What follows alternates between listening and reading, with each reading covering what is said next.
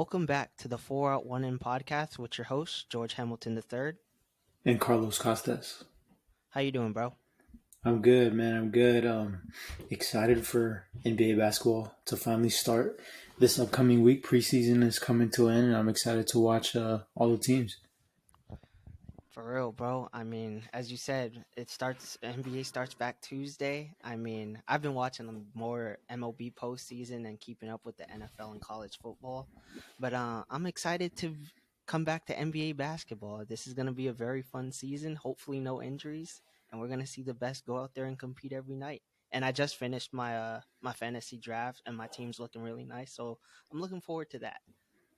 We might need to hear that on the next episode. We might need to hear the roster. Let's see what GM George had cooking in the draft. Oh yeah, my team, you already know, is going to be good. We got a mix of some vets and some youngins ready to prove themselves in the league. Well, some who have already proven themselves, but ready to take that next step into superstardom. So yeah, I'll let you guys know about that on the next pod for sure. George But drafted Thon Maker in the first round. no, that's definitely not that definitely didn't happen. But I guess we could start with we could start with the Draymond and Poole situation, that fiasco. We Mm-hmm. didn't talk about it on the last pod, but we could talk about it now since everything has sort of been settled and cleared up. Yeah, yeah. You want to start? Uh, sure. I think by now everyone has seen the video of what happened. Jordan Poole kind of gave the first shove, and Draymond came back with a nice right hook that Jordan Poole ate very graciously, I will say. Um, but first things first, I think Draymond um, has got to be better than that. Uh, I know all the competitiveness, and Jordan Poole has been known to talk a lot of, trash during practice to his own teammates. But Draymond being Draymond, just being a leader in a vet that he always preaches, that he always is, that, you know, even though he doesn't put up the stats, we all know that Draymond be talking the talk. But this is just like a bad situation for him to be seen like that, throwing a punch at a young guy like that. Yeah, agreed. I took it from a different standpoint, not saying what Draymond was, or not saying what Draymond did was really good or not really good, but he shouldn't have swung on Jordan Poole like that. But we never got to hear the actual side of like what actually happened. We just know that from the video that words were said, a push was Jordan Poole pushed Draymond, and Draymond reacted with the way he did by throwing a right hook, similar to Caleb Plant last night in that fight. Oh, And come on, man. and and so while Draymond was very irresponsible for the way he acted, I really wonder what caused that to cause Draymond to swing on Jordan Poole, because as we know, like I don't Jordan Poole talks trash just like many athletes do when we're in the heat of the moment, even in practice.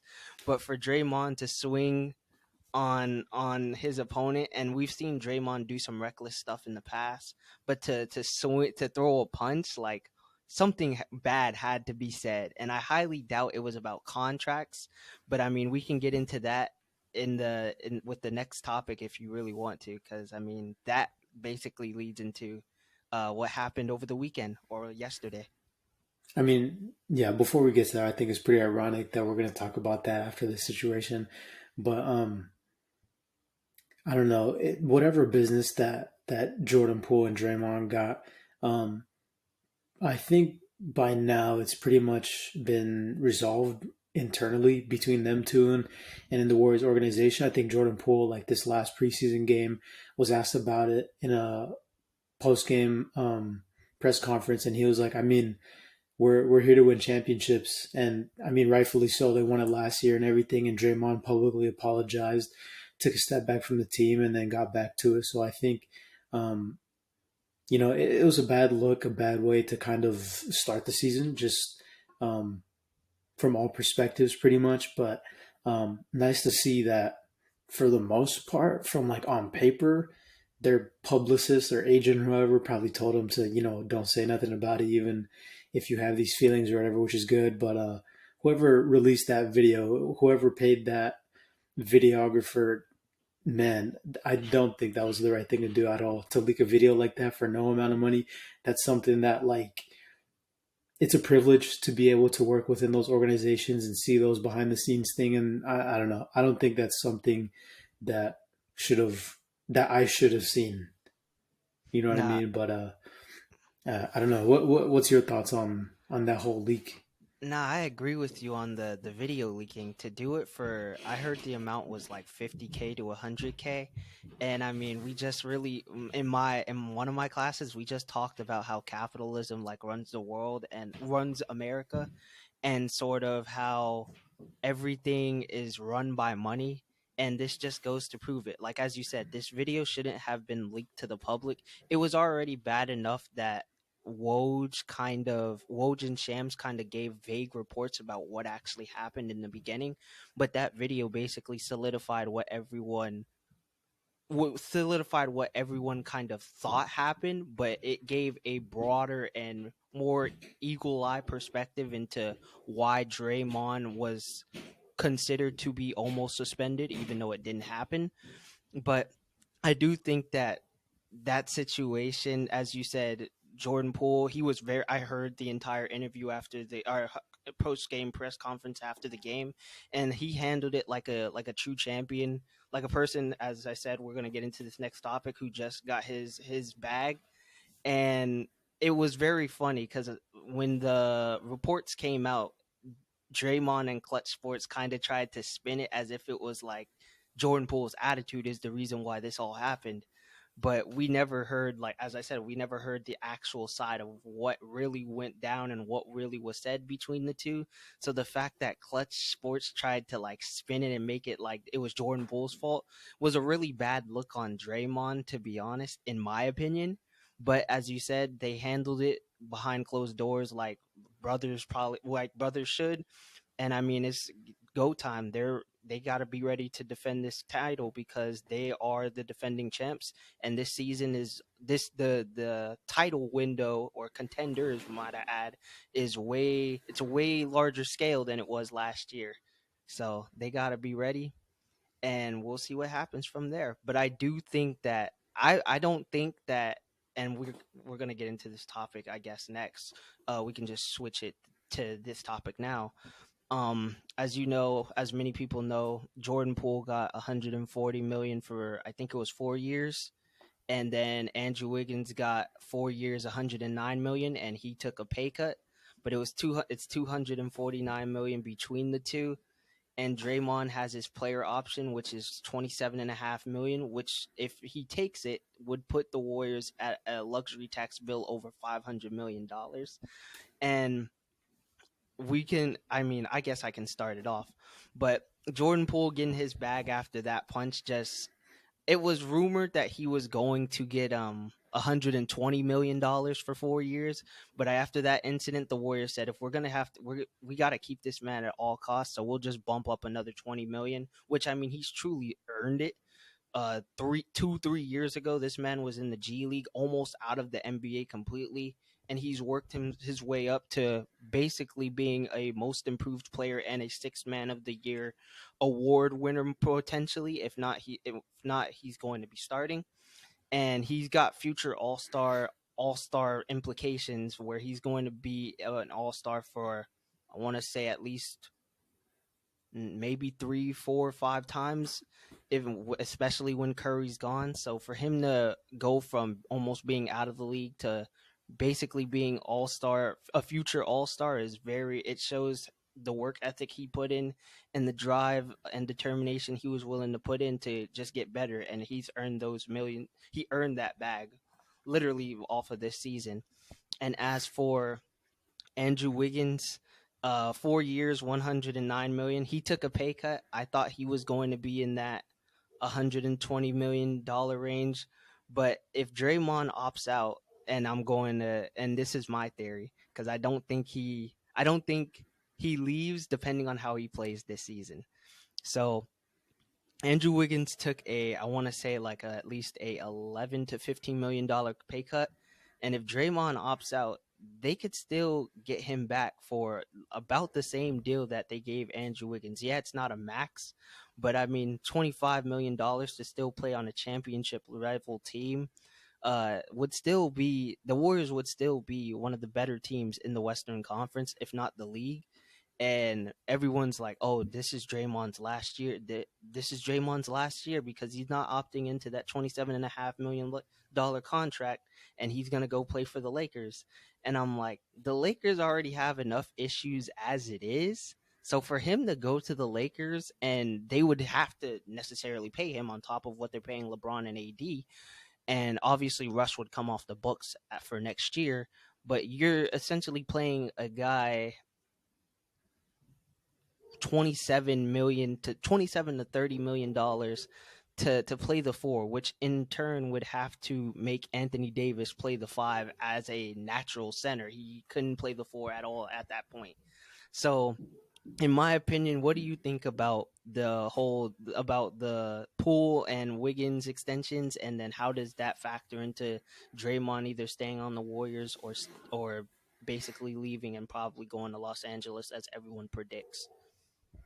I mean, I'm with you. I think it's well deserved for Jordan Poole. He had a fantastic past 2 seasons, contributed a lot to the Warriors' success, and I think he will continue to contribute a lot to their success. That I think we can talk about it later.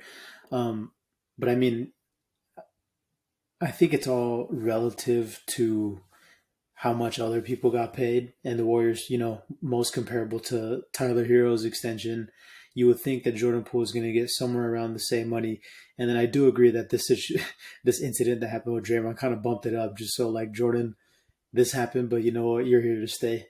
Kind of shows him that like the Warriors believe in him, took a chance on him at what pick 28 people.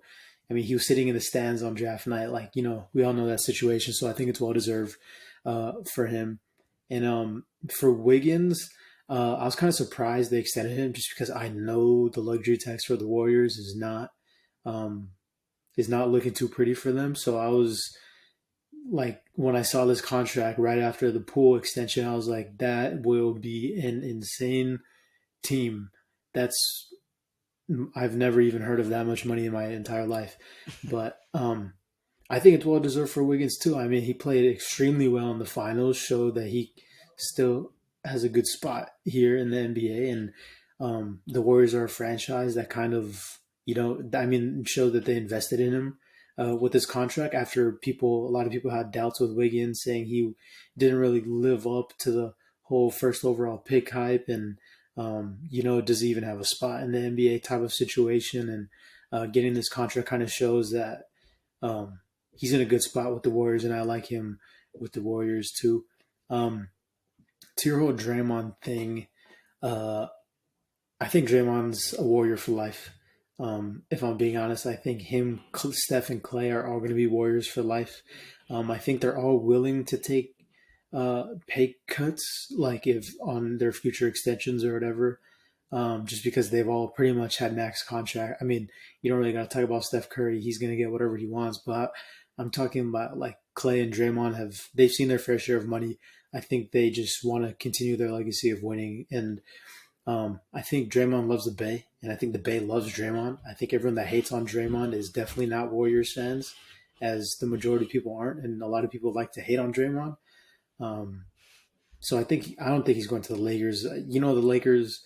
There's so much like storylines that have every single player and their mom going to the Lakers. So I don't think Draymond, um, ends up playing with them. I do think he's a Warrior for life. I don't think I can't see it any different.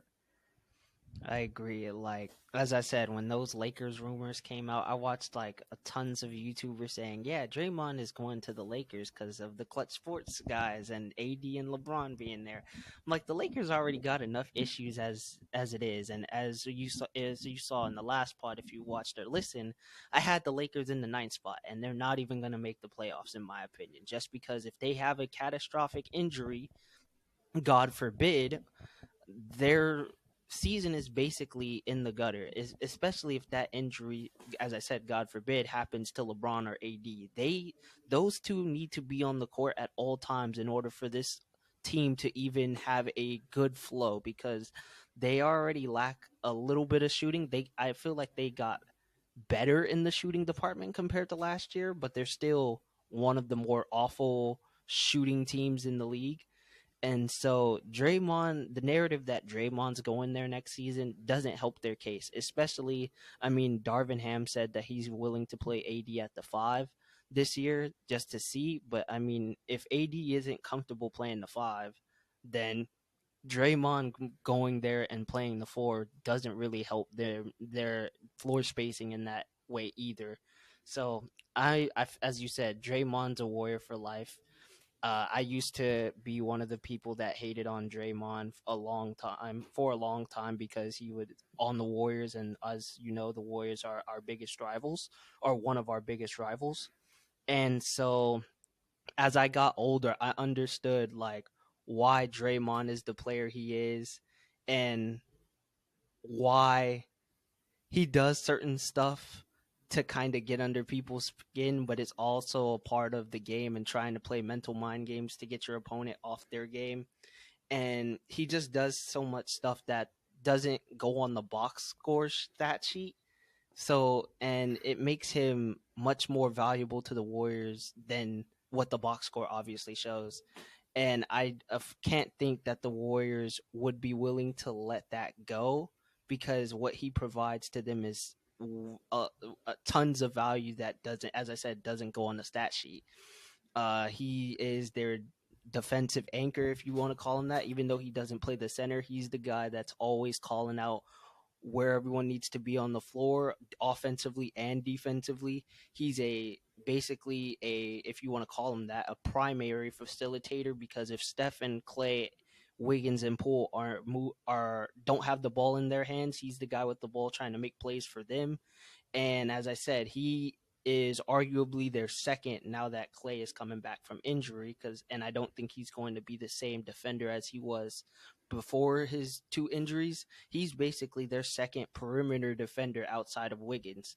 So to say, yeah, because of this fight, we're gonna let Draymond walk is one of those things where I feel that the Warriors would be stupid, in my opinion, to let him go for nothing. I mean, easily he can be replaced, yes, but does his value get replaced? Probably not by the person you're replacing him with. So as we both said, Draymond is a warrior for life. I'm willing to bet that he's gonna take a little bit of a pay cut to stay with the Warriors. Maybe not get the max he's hoping for, but something close to it. And as I said, Wiggins shaved a few dollars off of his bag to possibly bring Draymond back, depending on how he plays this year. Yeah, and I think Draymond, um, I mean, I think it's going to be smart for Draymond to go back to the Warriors because honestly, I don't think his play style can contribute to winning without Steph and Clay. That's a hot take. Warrior fans are going to come after me for that one. But I really do think that Draymond's career has extremely benefited in the fact that he landed on the Warriors with the Warriors on draft night. I mean, you saw when the Warriors were without Clay and without Steph, Draymond couldn't really carry a team like that. As you know, I think his play style only works when you have a guy like Steph and Clay and Jordan Poole and Wiggins and that loaded Warriors team around him that he elevates to an even higher level. So I don't know. I think if he really wants to win and he really wants to, you know, continue his legacy, he will go back to the Warriors. And I would think he's stupid if he doesn't. But that's my Now, opinion. now that you said that, I actually want to ask you something, because this is something me and my friend Deontay have been debating on for like the longest time. So he said that Draymond Green is just like he's the essential version of what Jay Crowder is. So like if you were to replace Jay Crowder on the Warriors and put Draymond Green on the Suns, Jay Crowder could do exactly what Draymond Green does. What do you I say don't to that? agree. I do not agree. Because although Draymond, I think I mean, Jay Crowder. I don't know why that's such a weird comparison. He is not at all the passer that Draymond Green is. Does not have the basketball IQ at all. Okay, not at all. But as high as the level of Draymond is, he's not as good of a defender as Draymond is. He's not as versatile as Draymond is. I don't know. I think they kind of play in the same type of role, if you will. But if you're going to call Draymond Green a role player, he's like the best role player you could probably, term as that. I don't know. As much as I, have my fair share of not compliments towards Draymond, I can't, I have to respect that though, like I just said, he can't carry a team. He's going to make a good team a great team, but he's not going to make a bad team good. But I don't agree that if you put him, I think if you put him on the Suns are going to be fantastic. They could probably make a deeper playoff run than they did last year. Mm. And I do think the Warriors would probably get worse if you put Jay Crowder on them. So You heard it there first, Deontay.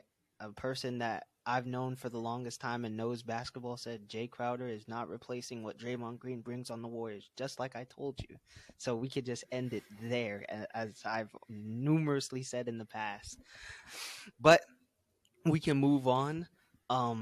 As I said in the last pod, Carlos was going to do his Western Conference predictions. I mean, you can just read them off of your screen if you want, and then talk about why you have the positions there. Why you have those teams in those in that ranking or in that order.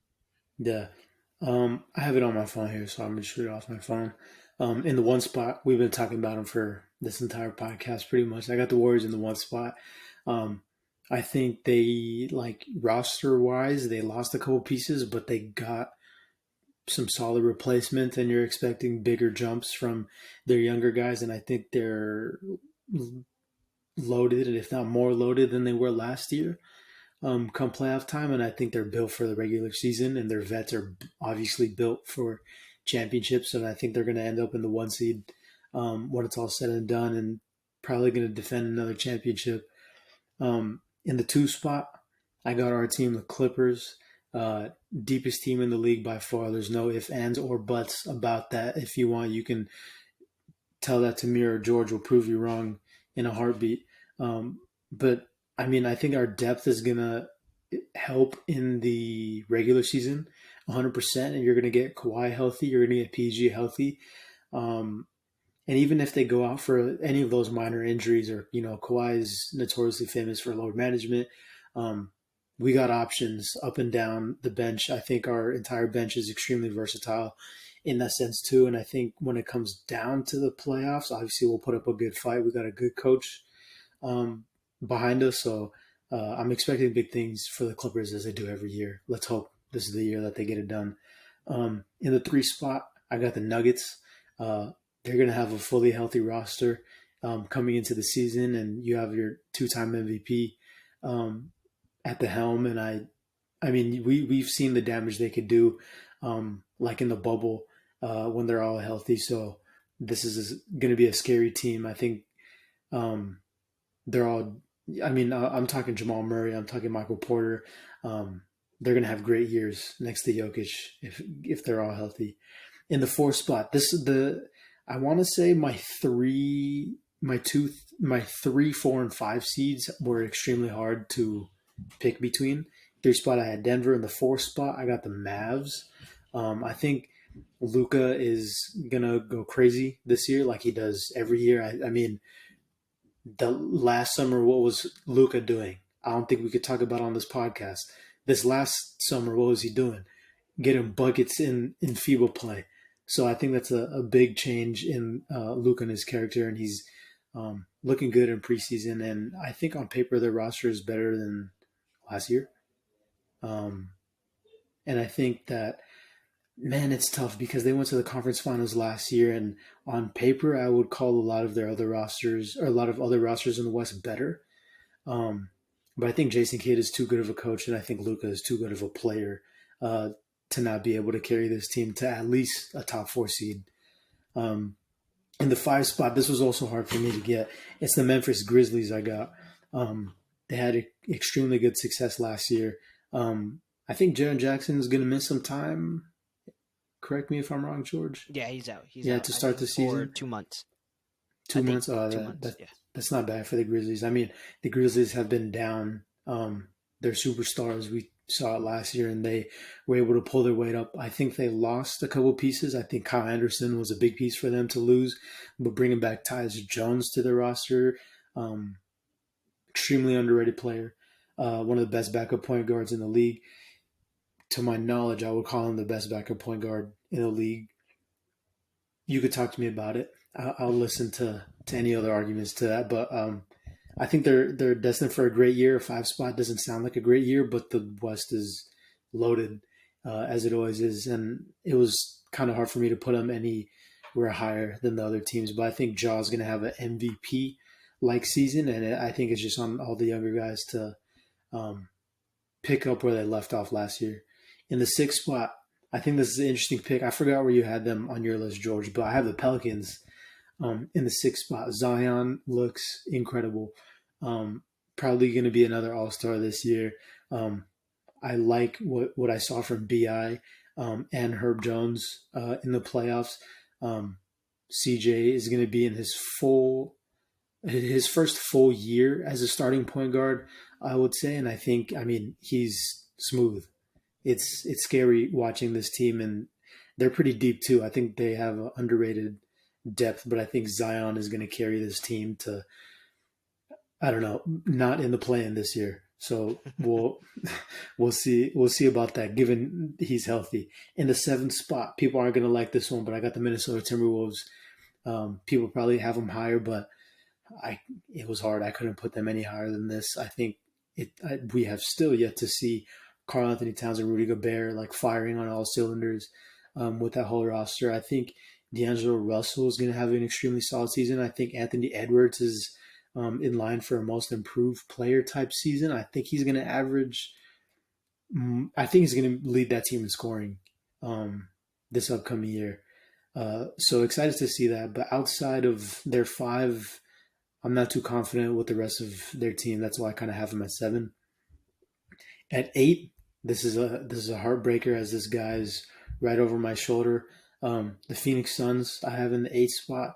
Uh, you know, they're kind of bringing back the same team that has fallen short the past couple of years. I think the other teams that, I mean, the other players that they kind of brought in free agency aren't really going to move the needle that much. So, um, as new teams kind of jump up in that whole 1 through 8 traditional playoff spot, someone had to fall. And unfortunately, for me and George, it had to be Chris Paul and the Suns. I do think Devin Booker is going to have an All NBA season again, but um, even in preseason, we don't have to talk about that first preseason game. But uh, yeah, I have him in the 8th spot. And at 9, me and George are in agreement here. We got the Lakers. I think you said it in the last pod, so I'm not going to go too into that. I think I um, don't talk super highly about the Lakers too often on this podcast. We'll leave it at that. At 10, I got the Trailblazers. You're going to have Dame healthy, Nurkic look good in FIBA play. Um, you're going to see Jeremy Grant. I like what I see in their young guys like Shaden Sharp. I talked about it last pod. Excited to see what he can do, him and Simons. I think they're going to be underratedly solid. That's why I have him at 10, last spot in the plan. At 11, this is a team I also like on paper, but given their track record, it's the Sacramento Kings. You know where I was going with that. Sabonis. I have a bias against Sabonis because of where he went to school. I like De'Aaron Fox. I like the depth they brought in, but it's the Sacramento Kings. 11. 12, I got the OKC Thunder. Sad that Chet is not going to be playing this entire season, but Josh Giddey is going to look incredible, I think, and Shea Gilgeous-Alexander is going to be as good as he has been, and they're going to have a full season, all of them together. You just hope their young guys figure it out. That's why I have them at 12. I think they're going to be better than the bottom feeders of the West, but they're not quite in that playing spot. It's like an awkward middle ground until their guys kind of get a couple more games under the belt, I think.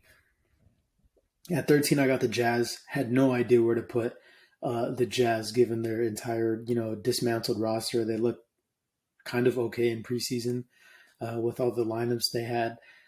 They run like a three big lineup or a four big lineup, which is crazy, but it hasn't looked terrible in preseason.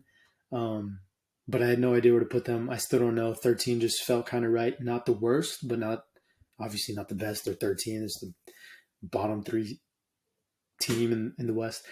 14, I got the Rockets. Not really much has to be said. Um, I don't think they're going to be good. They got a bunch of young guys who uh, kind of have to figure it out. We'll see what Jalen Green can show us in year two, and Jabari Smith. He looked good in preseason for the most part, so we'll see if they can put it together. Um, and finally, 15, I got the Spurs. Um, they're going to get Victor Wembanyama. All I'm going to say. Close it at that. I don't think I have to talk about my 15 seed too much. All right. Well, in that case, I'm gonna ask you. I'm gonna ask you a question because we differ in that middle ground. Obviously, well, our top three is the same, just in different order, as you know.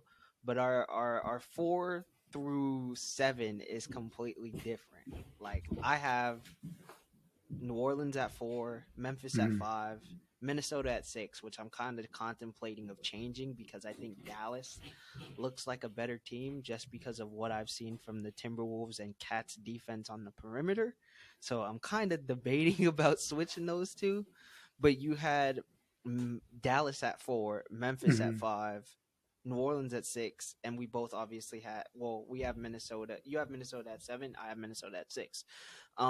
So I want to ask, what was the reason behind putting the Dallas Mavericks at 4, and what do you think makes them better than New Orleans Pelicans? Because in my opinion, and obviously we're on this podcast to debate opinions, I don't think the Dallas Mavericks bench wise is better than New Orleans or Memphis, given that Memphis bench has, as you said, Tyus Jones. They're probably going to have. I can't remember who their backup Brandon shooting Clark guard just got is. extended today. Yeah, Brendan Clark just got extended, as you said, so he's going to be like either the 4 or the 5. And I can't remember who else they got in free agency that's gonna like really be the backup players to the bench, but I don't think their Dallas's bench, in my opinion, is better than them.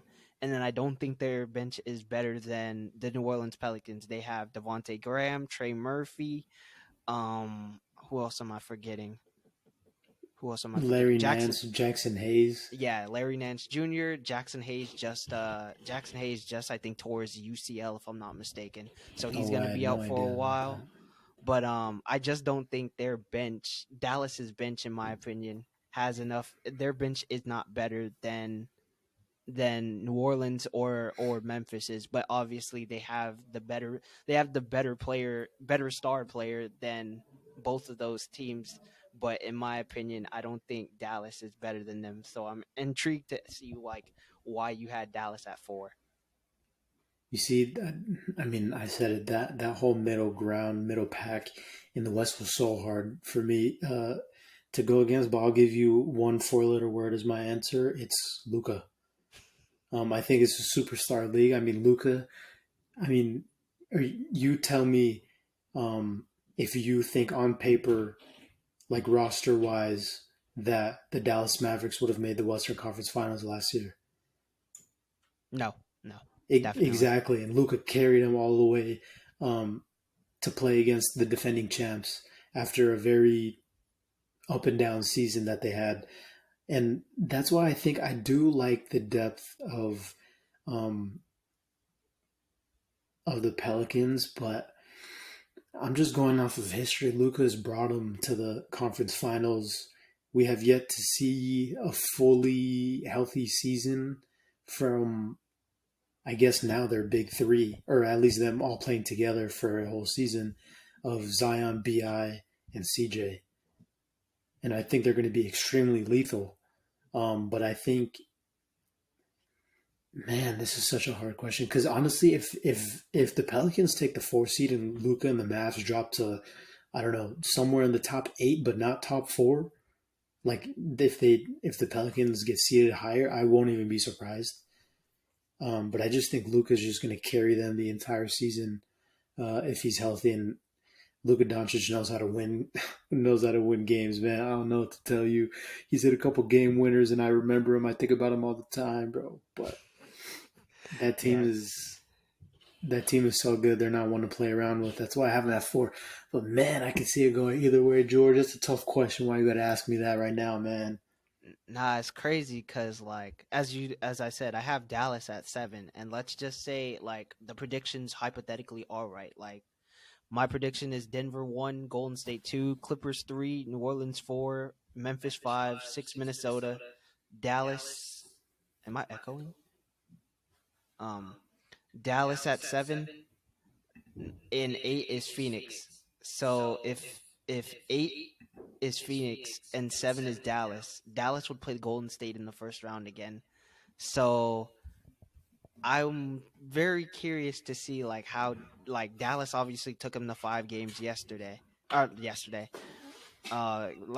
last season. So I'm very curious if the standings were to be that hypothetical and say Dallas and Memphis, Dallas and Golden State meet up in the playoffs, could Luca actually beat the defending champs? Like,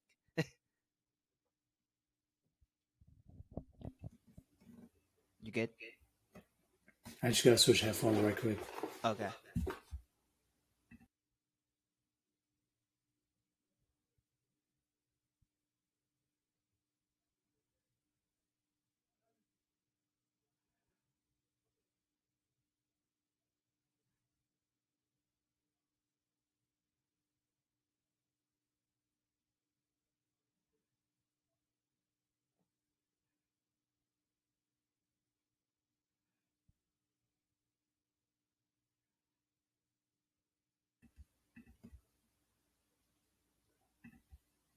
We good?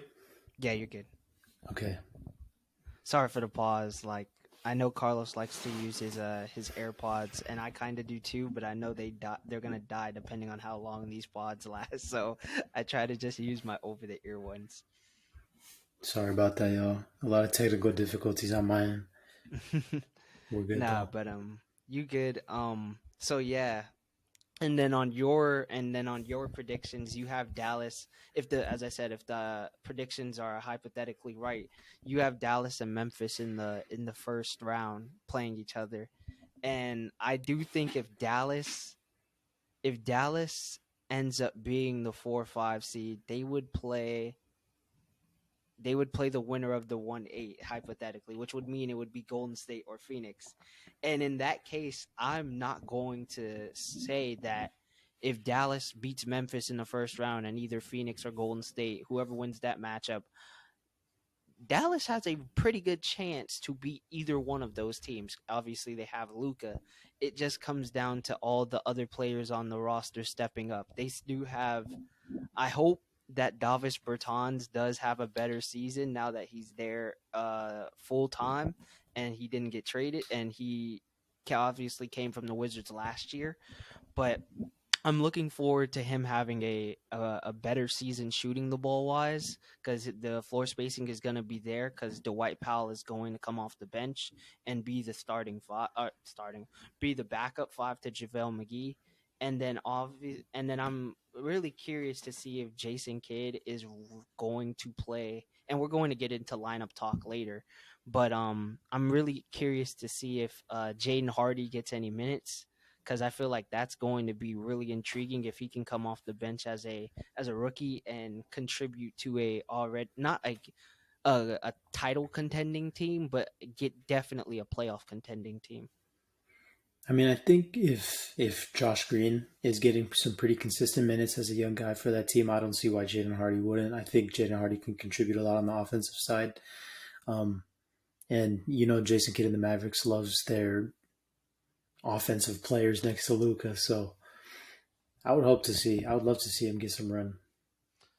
Yeah, definitely. I mean, I mean, obviously, this pod is for our differing opinions. Sometimes we may agree, but I'm really interested to see how this 1 through 8 shapes up throughout the season. We're going to be talking about it throughout the year, and there's just a lot of changes that have been made, and rosters have been improved, and some of the teams that didn't make the playoffs last year or took the higher seeds to a 6 or 7 game series, they got better this year. So it's going to be intriguing to see how our standings match up against what actually happens during the season. But with that being said, we're going to move to the next topic, which is award predictions. This is going to be very interesting because we're probably going to have differing people. We did not But speak about this beforehand. yeah, we didn't. We're going off the dome with this one. This is literally just straight away. We're going to guess and see what happens. What do you want to But start off with? let's go. Let's go MVP. You want me to go first? Yeah, go for it. Yeah, I've been talking about him this entire time. Luka Doncic, he's my pick. I think he's gonna put up numbers as he always does since his rookie year. But I think this year is going to be a little bit different, just because I think, like I just said, I had him in the fourth spot. He's going to have um, some team success, I think, than previous years, and voter fatigue is going to set in. You would think MVP voting goes like, um, you know, Nikola Jokic is going to be up there. Giannis is going to be up there. But those are two former MVPs that, I mean, we all know they're probably not going to win it again, just because of the nature of NBA voting that we've talked about before. And we don't have to get into it again. But I think it's going to be Luka's year. You could argue that it's Joel Embiid, but my counter to that is that his numbers might not look as good as Luka's on paper, just because he plays with another stat heavy guy with James Harden. I think Luka is going to be the star of his show on a team that's going to be great in the Western Conference. So I think he's going to be MVP. that's funny because as you mentioned, voter fatigue, and as I said, I have the Mavericks in seventh. But I'm gonna just give you all a hint straight away. That man is on my fantasy team, so I'm rooting for him to be the MVP. so, so even though I have the Dallas Mavericks in seventh, and as I said, they depend. I don't now that I'm looking at the Dallas and Minnesota, I might have Dallas as the sixth spot and Minnesota at seven. But Luca is going to show why he's played at an MVP level since he came into the league, and he's going to show why he's going to be the MVP this year. As you mentioned, voter fatigue. Giannis has won it twice. Jokic has won it twice. I mean, heck, we already mentioned of the fact that Braun could be MVP every year, but he'd have like 10 of those awards if that was possible. But I do think that, as you said, voter fatigue sets in, and Luca is going to be the first. He's going to be he's going to win his first MVP award, and I feel bad because Joel Embiid probably is going to get slighted again. But I think Luca he's going to do more with less, as Jokic kind of did last year, and Joel's just going to kind of be the slight of that, in my opinion. George doesn't care for the sake of his fantasy team. He needs Luka to win MVP. Let's That's face it, facts. George. I mean, I have Harden on my fantasy team too, so like I Well, got you two want him to blink. be good too, so Joel Embiid is definitely not winning MVP for George. That's true. Um, I guess in that case, you want to move to a six man. Yeah, take your pick. Who you got? I got JP. Just got paid. I don't think he's going to start now that Clay Thompson is going to have a full season, going to be able to play a full season under their belt. And depending on what Clay Thompson does in as the starting shooting guard, I think it's better to have Jordan Poole come off the bench and be that energy guy, especially if you want to place if you want to have a lineup where you want if you want to go small and play Steph, JP, Clay Thompson, Draymond, or Wiggins and Draymond, just in case you want to go that small. But you could always have, even though James Wiseman's back or Kevin Looney, you could always have Draymond at the four and keep those three guards out there. But Jordan Poole as the sixth man, he's just gonna do what he just got paid to do: get buckets and get assists, and be the funny guy on the court and on the bench cheering his teammates on. So that's why I have him as the sixth man of the year award winner. Yeah, I got him in the same spot too. We were talking about him to start the podcast too, but I think Jordan Poole has all the makings of a six man of the year. NBA voters love a six man of the year as a microwave scorer, especially at the two guard. Look at our past two winners, Tyler Hero, Jordan Clarkson, kind of all the same mold as Jordan Poole. Although I think Jordan Poole is probably going to put up some pretty crazy numbers compared to those two other guys. Plus, his team is probably going to be one of the best in the league. So I can't really see any other reason why he wouldn't win an award unless I don't know who's another six man of the year candidate. I mean, Tyler Hero potentially, depending on how he if he starts this season or if or not. Okay, it's a bad. Simply as he's oh Give me a better. Give me another one. um possibly it's a sleeper, DeAnthony Melton. Well, I was gonna say that Jordan. They're not gonna put as good of a numbers as Jordan Poole. Tyler Hero might, but he's probably gonna start. That's what I was Do you getting to with that. and And do you think I'm just going to use our team for example? Who do you think comes off the bench as the sixth man, Norman Powell or John Wall? We talked about this. I think they're both going to come off the bench. Okay, we had a long conversation about this. Not a long conversation, but we had a conversation about this off camera where George was like, I think John Wall is going to start. Then I was like, I think Reggie Jackson is going to start. But I think that they're both going to come off the bench. But if there was a candidate to win Six Man of the Year, I would think it's going to be Norman Powell. But I Okay. say that just because I think he's going to put up more points, which is what people are probably going to be looking for coming off the bench. Because I think John Wall is, I think Norman Powell is going to have a bigger role than John Wall will have, if that makes sense. Nah, I agree. He's a pure scorer, and when he's on, he's literally on. He's on fire, and he shoots the ball at an efficient rate. I think last year before the trade, he was averaging like at least 18 Yeah, he was. on like high 40s from the three, and I want to say either high 40s from the field or low 50s. Like he was shooting at a really good clip, especially with Damian Lillard out last year for the majority of the season. So I mean, Norman Powell coming off the bench and basically being that flamethrower for us he's going to get some six man considerations, even if PG and Kawhi have those nights where either they don't play or they don't play as many minutes or we just basically rest them. He's still going to play enough games to be in that six man of the year award category. If we have to go another sleeper though, I'd go. Who am I going to think of? Could you go Malcolm Brogdon? That's actually a very good point. I forgot. Malcolm Brogdon is probably going to be coming off the bench for them.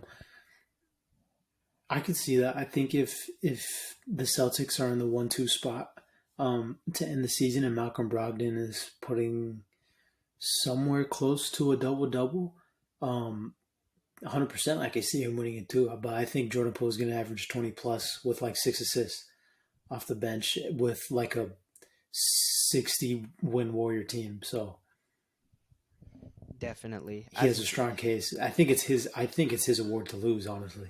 Yeah, like as you said, he's going. You said 60. As I had them in my prediction second, I still think they're going to be in that 55 to 60 game range. But definitely, with the Warriors being one of the best teams in the West, he's definitely going to have high considerations for that award. And as you said, if he puts up 20 and 6 on good efficiency, like he's a lock for that award, no doubt. In that case, I guess we can move on to Defensive Player of the Year. This was a tough one for me, but for this award, I say forget voter fatigue because that doesn't exist in the Defensive Player of the Year category. I'm going Giannis. I'm going Giannis. I think that you're going to have a full season of Giannis. I think I think that he's not going to have as much of a scoring load, even though he probably will put up the points and everything. I think he's just going to be everywhere on defense. I mean, you could have argued that he won it last year. Like you could pretty much argue, like since his MVP, that he could have won it every single year. But Rudy Gobert is that guy. That's why I said voter fatigue doesn't really count if a guy wins like, was it three straight or like two, and then Giannis, and then he won another one, something like that. Yeah, something Whatever like the that. case, he's like a three-time award winner. Giannis is what, two? Yes, I want to say two. Two? Yeah. I don't know. Who do you got before I keep going? Okay, so I have one person that I think has a great chance to win it, and then I have like my sleeper pick, and you'll know why. Okay. So to win the award, I actually have Joel Embiid. Hmm. Was not thinking So him. yeah, I have Joel Embiid, and then my sleeper, and shout out to my boy, I got Herb Jones as my sleeper pick. Whoa. That I want to see the odds with that one, and I want to see the Vegas odds with that one for sure. With Herb Yeah, Jones as the like pick, man. home her as I said, I have the Memphis, not Memphis. I have the New Orleans Pelicans as the 4 spot, and Herb Jones. I like, and I'm just basing this off of like 2K, what the 2K rosters have. They have Herb Jones playing at the 3 behind with Brandon Ingram playing the 2 and CJ McCollum playing the 1. So if he's starting and locking up defensively, definitely got a shot to win the Defensive Player of the Year award. He gets Well, I blocks, he think gets steals, he defends literally 1 through 4, and like one of the man was literally locking up Chris Paul and like most of the Suns players in that first round series. So he's definitely a sleeper pick to win Defensive Player of the Year. I'm gonna check while you give your pick, or while you kind of want to explain your pick, or explain why you think Herb Jones is a super sleeper. I'm gonna look at the Vegas odds for this. that's gonna be hard to find, but I like the pick. I mean, I think Herb Jones is gonna have to guard the best player on the other team during the entire regular season. I mean, you saw what he did in the playoffs, and he was giving the Suns all type of problems in the playoffs. Um, and if he's guarding the best player every night on a pretty, what we both think is going to be a pretty good Pelicans team, um, yeah, that's I don't want to call it a sleeper pick because it's not like you're saying, I don't know, that Luka Doncic is going to win Defensive Player of the Year. That's would be a crazy pick, but Herb Jones will probably make my all defensive team, first or second, depending on how the season goes. But he'd definitely be my pick. But I like it. I like this Herb Jones pick right now. The Joel Embiid one, yeah, I like the Herb Jones one better. You want to know the funny thing? I found it. Is this Vegas Sportsbook? Yes, Vegas Insider. Read it from So the top. From the top. yeah, so plus 450 is Rudy Gobert, plus Mm-hmm. 700 is Bam Adebayo, plus 800 is Giannis, Mm-hmm. plus 1,000 is Robert Williams, but I don't think he's going to win it because he's out the first He's two. missing a lot of time. Yeah, Yeah, he's out the first 2 to 3 months, I think, of the season. Fourth at 1,000 is Draymond Green. Fifth is the reigning Defensive Player of the Year, Marcus Smart, at 1,100. Anthony Davis at plus 1,400. Mikal Bridges at plus 1,400. Joel Embiid at plus 2,000. Miles Turner at plus 2,200, along with Miles Evan Turner. Mobley and Ben Simmons. Plus 2,500 is Drew Holiday. Plus 2,800 is Kawhi Leonard, along with Jared Allen and Jaren Jackson Jr. But I don't think Jaren Jackson Jr. is kind of in the running because he's missing a lot of games too. Plus 5,000 is Alex Caruso and Matisse Thybulle. And What? plus 6,000, and at plus 6,000 is Herbert Jones and DeJounte Murray. Those are some crazy names ahead of them, though. Those They are, I but I don't know, dude. I would, okay, not that. Well, for one, Herb Jones has his work cut out for him because all the people you just named are incredible defenders in their own right. I thought you were going to say Bam Adebayo. I thought that was going to be your pick. He was my number two if I had to pick one. It's going to be Bam Adebayo. He's probably my favorite defender to watch in the NBA. Herb Jones is coming up there, though. We'll see how the season plays out. I would think Ben Simmons would be a little bit higher because he's an incredible defender. Um, but that's crazy. yeah, like They got AC and Matisse as up I there said, too. I think more in the Defensive Player of the Year race. It depends on what we qualify as a good defender. If you can lock up, or if you can play good defense from the point guard spot to at least the power forward spot, you've got to be in the running for a defensive player of the year award. As I said, we still got to show love to the centers and the power forwards, but we got to show some guards and some small forwards some love too, because it's not easy being the primary defender on the best perimeter player for the opposing team night in and night out. Okay, I have a question. You don't got to explain it. I just need a name. Who you think's the best perimeter defender in the NBA? Good question. Did you get this from the Through the Wire pod? Because I feel like they talked about it. No, I'm Okay, just so going off of our conversation right now. best perimeter defender, Just a name. You don't got to explain. Just a name. I'm Drew interested to Holiday. see. I was gonna say Joe Holiday. We I don't got to mean, explain it. Just leave it at that. Just leave it at that. all right, fine. We'll Drew we'll let Holiday is we'll my let the pick too. people we'll let the Yeah, people decide on that one. But as I yeah. said, Drew Holiday for me. Go watch the tape. That's all I'm gonna say. Go watch Drew Holiday film. So in that case, we did defensive player of the year, six man. I guess we can go most improved. You go first. This is an interesting one. Most improved. I got. This is gonna be hard, but I've got. Let me go. Let me go. I'm trying to think. A decent team that's good, but can't. Let me go. This is gonna be a weird one.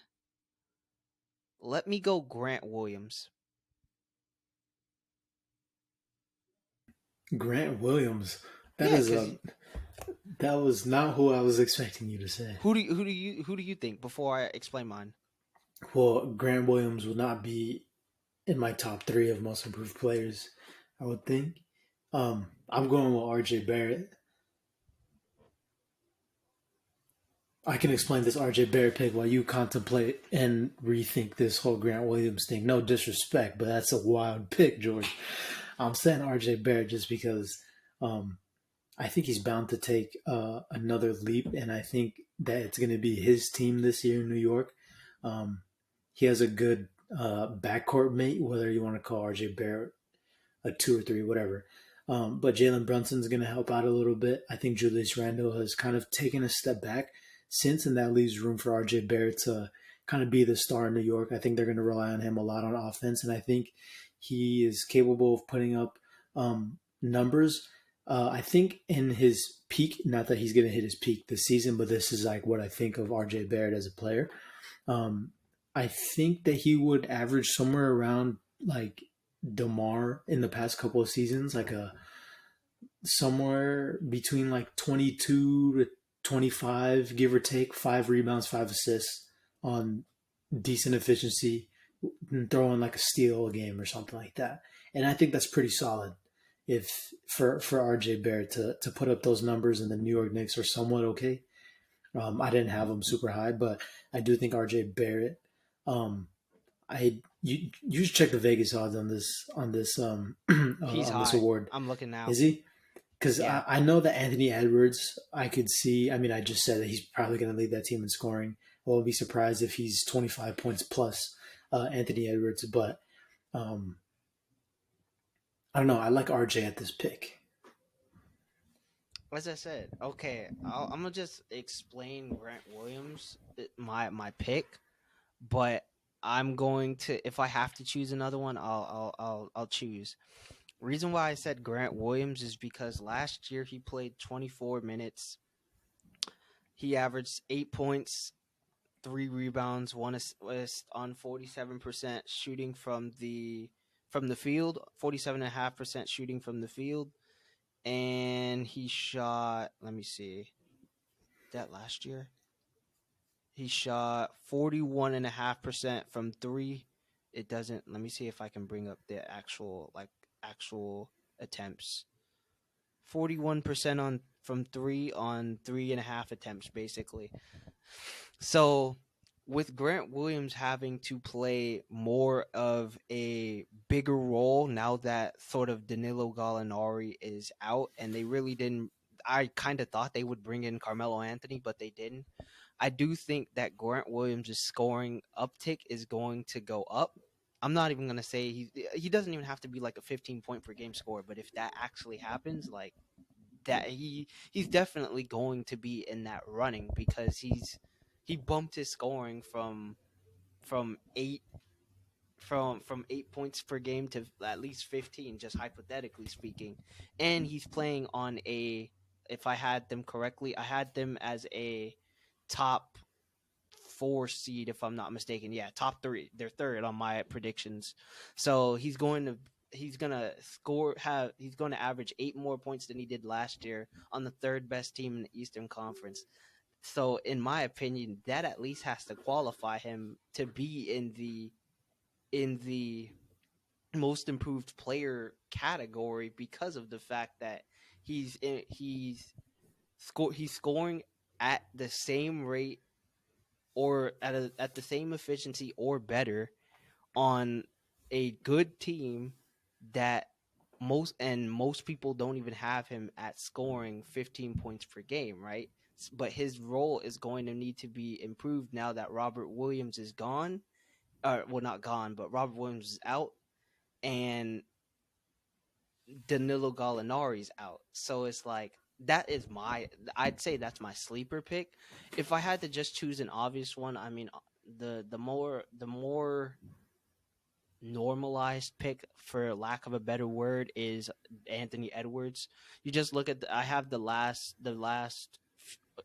past award winners of the most improved player: John Morant last year, Julius Randle, Brandon Ingram, Pascal Siakam, Victor Oladipo, Giannis, C.J. McCollum, Jimmy Butler, Goran Dragic, Paul George. Most of those guys, well, all of those guys except for not Victor Oladipo, C.J. McCollum and Goran Dragic have been an all star since 2013. So I do think that this is the year that Anthony Edwards does make the All Star game, if I'm not mistaken. I do think it's going to be tough, but he's going to have the voting on his side, and people want to see him in the All Star game. He's a comedian after what we saw in Hustle, and just him having that great personality, especially on the sideline, is going to be great for TV when the All Star game happens. So, normalized pick is Anthony Edwards. Sleeper pick, I'm going Grant Williams. I don't hate the Grant Williams pick. You kind of were selling me here on the explanation. I do agree um, that his role is definitely going to be bigger, and I think he's going to star in the newer role that he's going to get now. But I just think with the award, like you said, they're gonna give it to people who have all star jumps. I guess you could call RJ Barrett my kind of sleeper pick because I think we're in consensus that Anthony Edwards is pretty much the favorite. I don't know if you have Vegas in front of you, but Oh, I did. Hold on, let me go to it. FanDuel Sportsbook, and I can do Vegas as well, but FanDuel Sportsbook has Anthony Edwards at plus 850, Tyrese Maxey at plus 1400, Zion at plus 1800, Tyrese Halliburton at plus 1900, RJ Barrett at plus 2400, along with his teammate Jalen Brunson.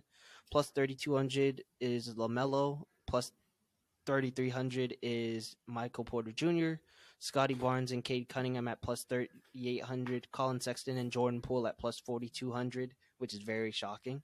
right, Um, but I mean, we have Jordan Poole for Sixth Man of the Year too, so it's highly doubted that he wins both. both. Yeah, that's not Um, Plus 4,600 is Jalen Green and Anthony Simons. Plus 4,600 as well is OG Ananobi, Keldon Johnson, Alperin Shangun, and Devin Vassell. Plus 4,900 is SGA, Evan Mobley, and Josh Giddey, and plus 5,000 is Cam Johnson. I'll give you another guy who I would want to see win this award that you haven't said.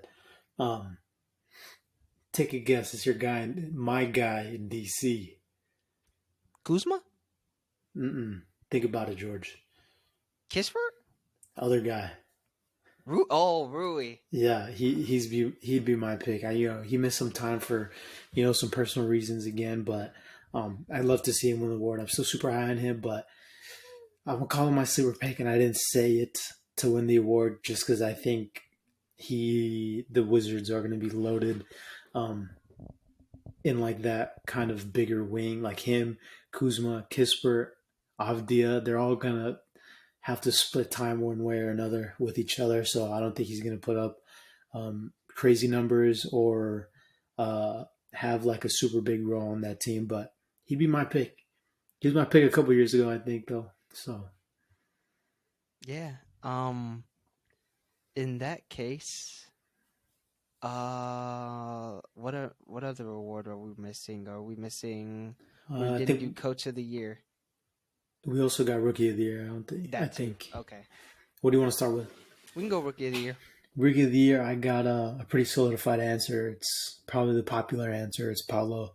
I think the Magic is pretty much going to be his team for the most part this year. I think he's by far the most NBA ready.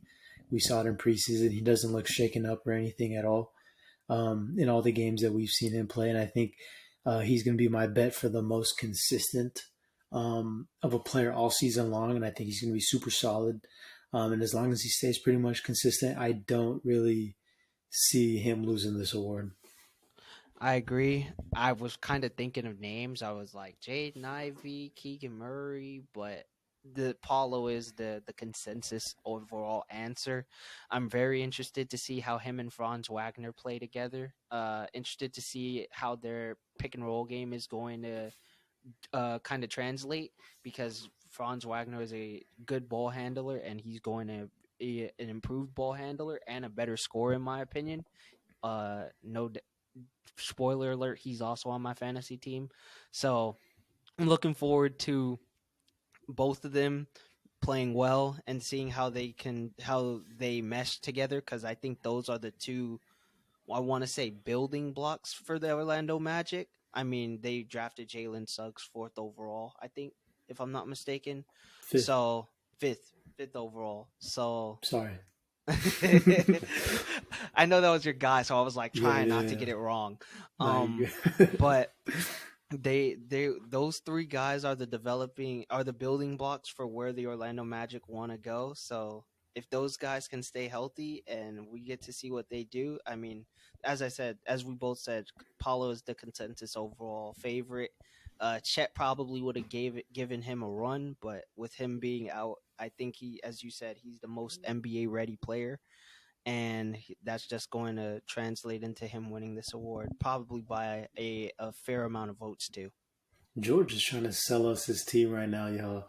With Luca, with James Harden, with Franz Wagner. This man is just this man is just selling his team on why Yeah, he's gonna win in fantasy. everyone, my one of the homies was like, the only two teams I'm worried about is mine and this other guy named Avery. Those are the only two teams like that are scary.